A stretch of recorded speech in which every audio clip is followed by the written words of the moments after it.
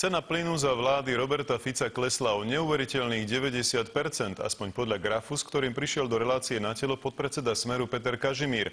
Obhajoval sa, že údaje sú priamo zo štatistického úradu. Nakoniec sa ale ukázalo, že si zabudol prečítať poznámku počiarov. Peter Kažimír prišiel do duelu s Richardom Sulíkom vyzbrojený ťažkým kalibrom, grafom, ktorý dokazoval, že potom, čo chytil reguláciu cien do rúk Smer a jeho šéf regulačného úradu Holienčík, cena plynu začala priam zázračne klesať. Tu vidíte prácu, pán predseda, toho capa záhradníka, ako ste nazvali pána Holienčíka. To znamená, tie ceny išli prudko dole. Sulíkovi sa ale Kažimírov graf s neuveriteľným poklesom o 90% mierne povedané nepozdával. Pán Kažimír, tu je cena 45 centov, tu je cena 5 centov.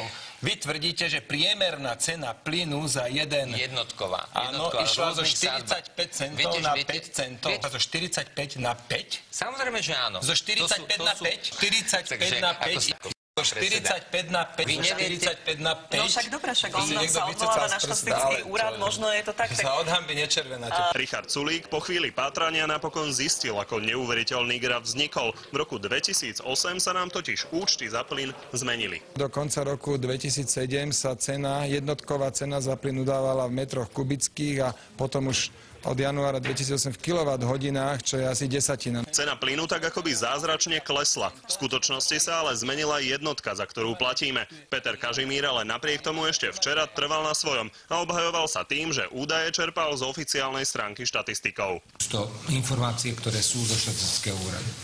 Čiže nevymýšľali sme si ich. Na stránke štatistického úradu informácie o cenách plynu skutočne sú. Je tu ale aj poznámka o tom, že sa jednotky v roku 2008 menili. To si ale ekonomický expert Smeru už nevšimol. Kažimírov graf by tak v skutočnosti vyzeral asi takto. Sadli sme na lep štatistickému úradu. Mrzí ma to, nebol v tom rozhodne žiadny zlý úmysel. Michal Kovačič, televízia Markíza.